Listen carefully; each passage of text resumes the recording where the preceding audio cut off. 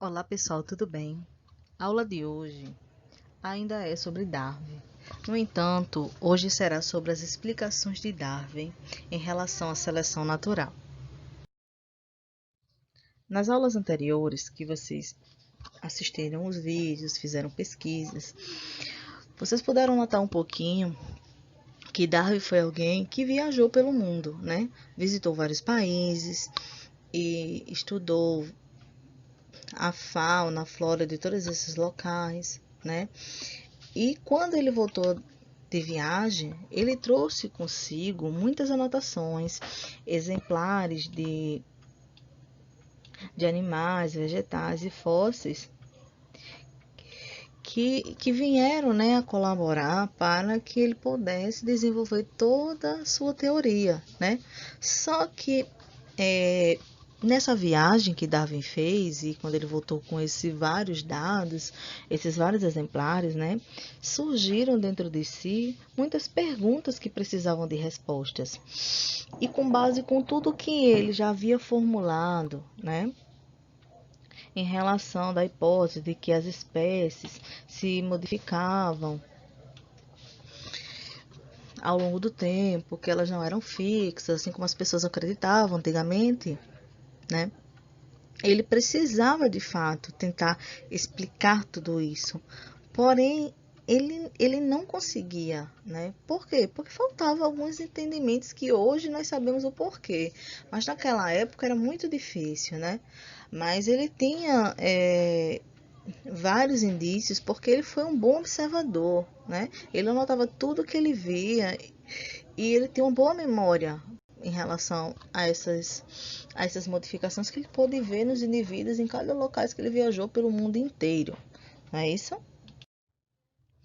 Então, e uma das formas que ele ficou pensando, né, como é que eu vou, né, explicar o que eu vi, né? Porque ele acreditava que as espécies se modificavam. Então ele lembrou que os seres humanos há muito tempo, faziam seleção artificial, certo? Seleção artificial nada mais é do que pegarmos, né, espécies e nós olhamos ela, um exemplo. Eu quero que produzir uma laranja que seja muito doce, né? E que ela seja enorme. Então eu olho, né, exemplares de laranja na natureza, uma que seja enorme, outra que seja doce, e eu vou tentar fazer um cruzamento ali para que ela, né, ela consiga o quê? Ter aquelas características que eu quero. Então é artificial, eu que estou forçando, né, esses seres a ter aquela característica que eu espero. Não é isso? Então, para explicar as suas hipóteses, ele utilizou uma analogia com a seleção artificial, feita pelo homem. Então, a seleção artificial, né, nada mais é do que o processo em que os seres humanos, eles vão selecionar, os seres humanos eles vão selecionar espécies para cruzar e reproduzir indivíduos com características desejadas, foi o que eu acabei de falar agora há pouco, né? E através desse processo foi possível surgir o quê? O que a gente conhece hoje, raças de cachorro, né? Várias raças de cachorro, de cavalo, de vaca, de boi, de carneiro. O pessoal lá do agro, né, negócios, ele adora esses animais, né, que tenham características vantajosas para que o seu rebanho seja excelente. Como podemos ver aqui, né, nessa planta, na Brassica sp, que essa espécie, ela possui uma variedade, né, de vegetais. Como podemos ver, um exemplo aqui, olha, do couve-flor, do repolho, do brócolis, do couve de Bruxelas e da mostarda selvagem. Então, podemos ver, né, que o que a seleção artificial fez, né? Pegou uma espécie, né, e foi modificando o homem, né, e foi obtendo resultados diferentes com a mesma espécie, entendeu? Então, assim, este é um exemplo de como a seleção artificial originou variedades com características tão diferentes, né, tão distintas. E isso Darwin ficou pensando. Será que ocorre assim também na natureza, né? São questões a se pensar, né? Pensem vocês aí também comigo. Então, quando Darwin leu o livro, certo? De Economia de Thomas Malthus, sobre população, ele chegou à conclusão que o crescimento rápido da população em relação ao aumento de recursos, ou seja, de alimentos, né, de nutrientes, surgiria uma escassez desses recursos, que são necessários à sua reprodução e à sua sobrevivência. Eu sei, como assim, professora? Então, além de Darwin já analisar aquelas questões da seleção artificial que o homem já faz, quando ele estava fazendo o seu estudo, né, para poder explicar como é que ocorreria essa seleção desses indivíduos, como é que eles mudariam, esse livro de Thomas, desse economista, lhe deu uma visão muito importante. Por quê? Porque ele dizia que o crescimento populacional é exponencial, né? Ele vai crescendo. É uma curva que vai crescendo. E só que a população, ela acaba crescendo mais rápido do que a produção de alimentos, de recursos. E esse alimento, esse recurso é o que faz os seres, né? Seja animais ou vegetais, eles se manterem vivos e depois ter condições de se reproduzir. Se esses indivíduos crescem bastante e não tem alimentos para eles ali, então boa parte não vai sobreviver e vai acabar morrendo, né? Então Darwin concluiu que nem todos os organismos que nascem conseguem sobreviver e se reproduzir, exatamente porque no meio vai oferecer alguma dificuldade, né? E apenas aqueles que conseguirem lidar com essas dificuldades é que vão conseguir sobreviver. E os indivíduos que é melhor, né? Ou tiverem a melhor oportunidade de sobrevivência, seriam aqueles com características adequadas, ou seja, conseguiriam buscar recursos e enfrentar as instabilidades do meio onde ele vive. Então, se essa população ela cresceu, né, aumentou, tem muitos indivíduos, estão competindo pelo alimento. E se existe ali naquela população vários indivíduos que estão bem adaptados, eles têm características que o auxiliam a ser mais rápidos, ágeis, ou tem uma vantagem em relação aos outros, ele vai conseguir se sobressair, né? Então, ele vai conseguir se alimentar, ele vai ficar bem nutrido, ele vai conseguir buscar um parceiro, vai conseguir se reproduzir e vai, né, ter gerações, vai ter descendentes. É isso? E esses indivíduos, pessoal, aqui, olha, voltando, né? E esses indivíduos teriam a maior probabilidade de se reproduzir e gerar descendentes férteis. Entendeu? Então, tudo que eu tô falando era o que Darwin vinha pensando em relação a isso, quando ele leu esse livro de Thomas Malthus, em relação, né, ao crescimento da população, né? Naquele caso era a população humana, mas aqui ele pensou e analisou que na natureza acontece as mesmas coisas, porque tanto as pessoas como os outros indivíduos, eles necessitam de recursos para se manter vivo, né? E poder gerar outras questões, seja fisiológica, reprodutiva, o que for. O primeiro, ele tem que estar bem nutrido, ele tem que estar, né, bem de saúde.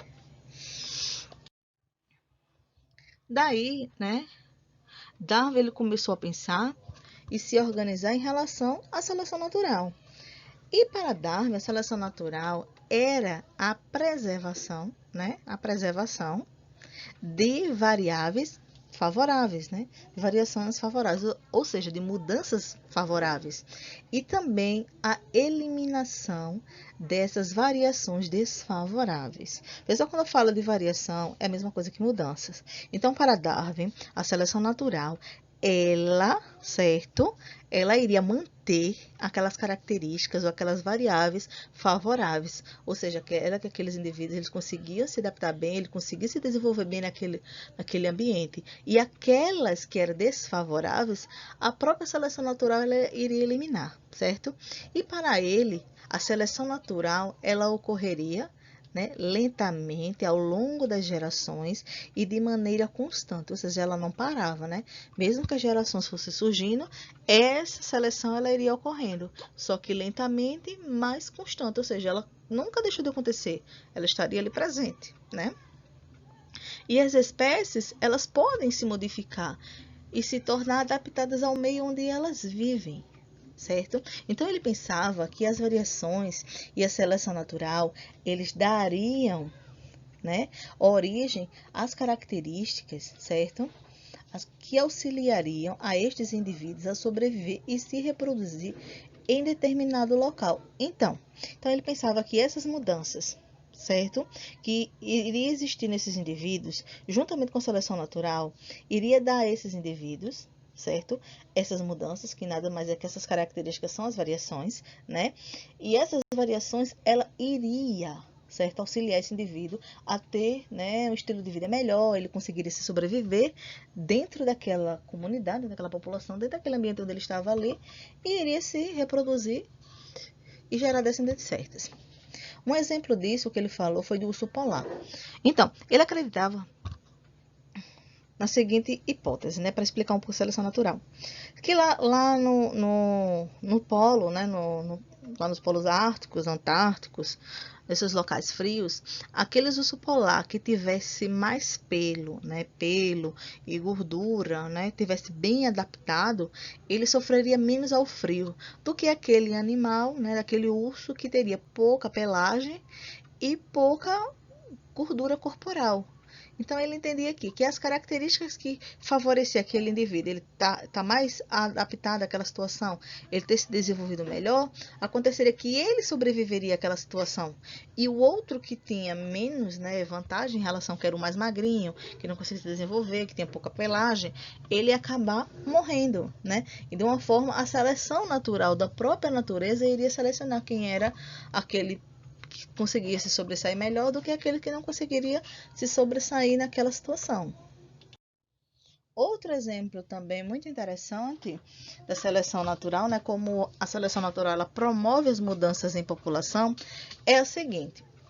Neste exemplo aqui da coruja, né, a coruja ela vai se alimentar de ratos, certo? Só que em determinada situação ela não vai ter uma preferência por aqueles, né? É o ambiente que vai de fato selecionar. E o que é que acontecia nessa situação aqui? A coruja ela ia acabar se alimentando dos ratos mais escuros do que os ratos de cor clara. Por quê?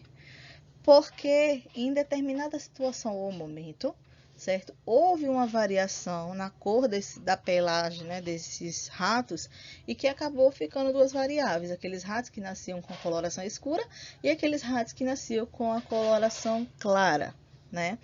E o que aconteceu? Aconteceu que os que tinham a pelagem clara, eles quase se pareciam com a cor da areia, ou seja, com a cor do solo. Olha aqui, olha, tá? Quase com a cor do solo. Não é isso? E aqueles que eram de cor escura, eles ficavam mais evidentes. Então, quando a coruja ela passava, quem primeiro ela observava?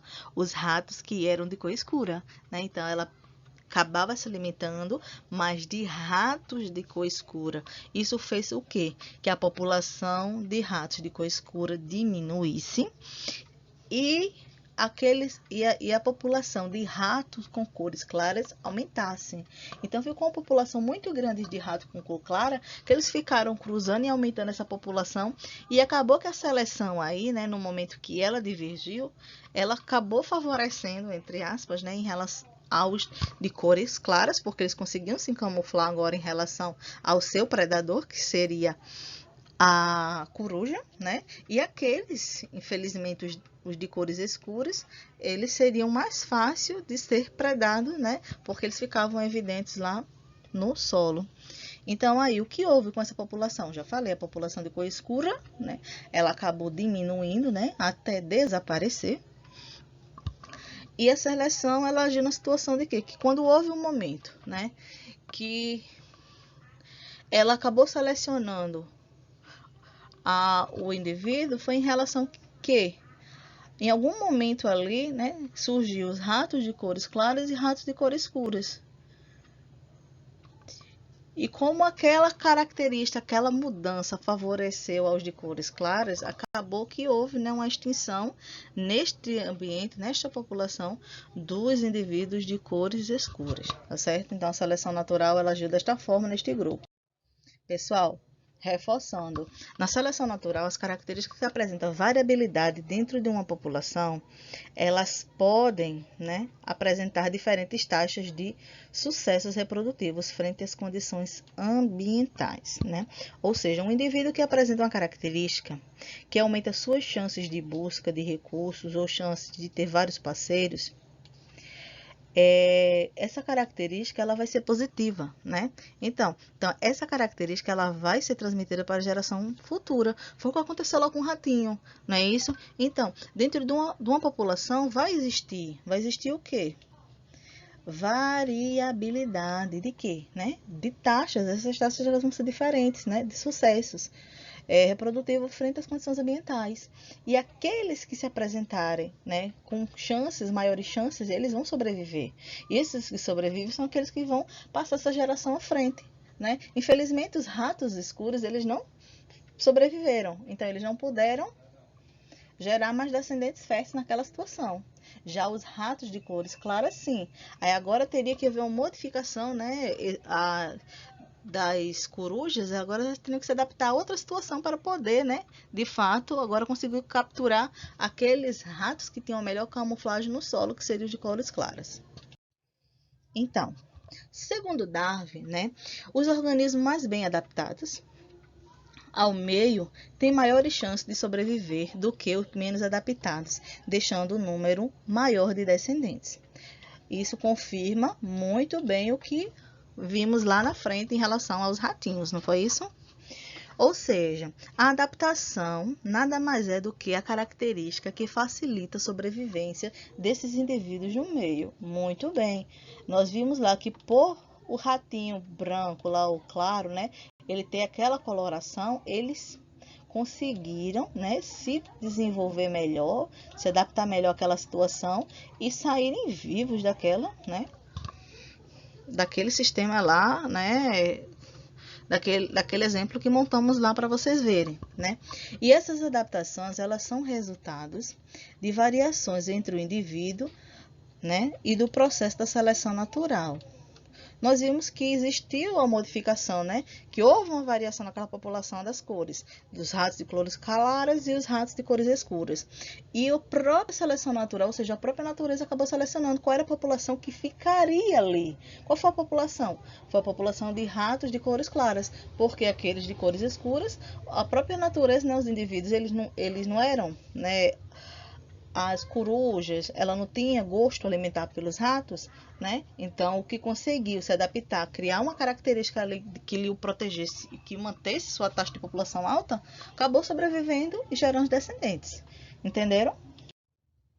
Um outro exemplo que existiu, né, que a seleção natural acabou lá selecionando também, foram os tentilhões, né, de Darwin, que na verdade, né, eles não competiam entre eles, pois cada um tinha uma alimentação distinta, existindo uma grande e completa, né, uma gradação completa, na verdade, desde aves que se alimentavam de plantas e outros que se alimentavam de insetos. Então, tinha os herbívoros e os carnívoros, e assim sucessivamente.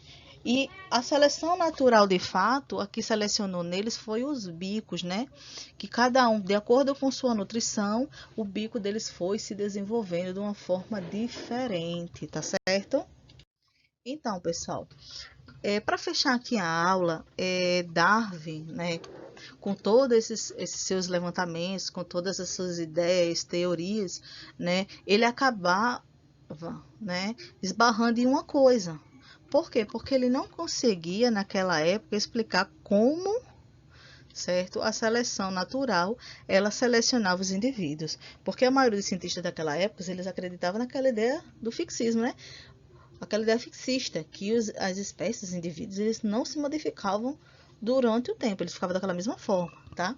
No entanto, né, naquela época não se falava de genética, e nem historicamente tem alguns relatos de Darwin, que conhecia os trabalhos de Mendel, pois a ideia de que Mendel tinha naquela época poderia contribuir, né, de uma forma brilhante às ideias que Darwin tinha.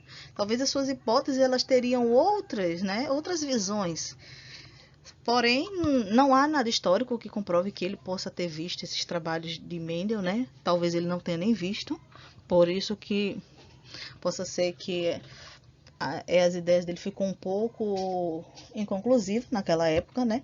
Mas depois de muito tempo, certo? Alguns cientistas, eles estudaram as ideias de Darwin, as ideias de Mendel, assim também como o conhecimento em genética e mutações, né?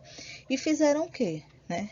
Juntaram todas essas ideias e acabaram formulando uma nova teoria, que se chama teoria sintética da evolução, que é assunto da próxima aula, que vem explicar melhor, né? Eles vão agora de fato pegar o que tinha sentido nas teorias de Darwin, nas teorias de Mendel e todas essas novidades em genéticas e formular essa nova teoria. E na aula que vem nós vamos compreender. Hoje mais foi para que possamos, né, entender tudo aquilo que Darwin fez, aquela viagem lá no Beagle, né, chegar até a sua terra, tentar explicar tudo o que ele viu nessa viagem pelo mundo, até chegar na teoria sintética da evolução, que é, né, de fato, o que nós acreditamos hoje em dia, que é a parte mais nova da teoria, porque agora vai explicar como é que ocorrem essas modificações nas espécies, como é que se chama essas modificações, como é que a seleção natural ela atua nesses indivíduos,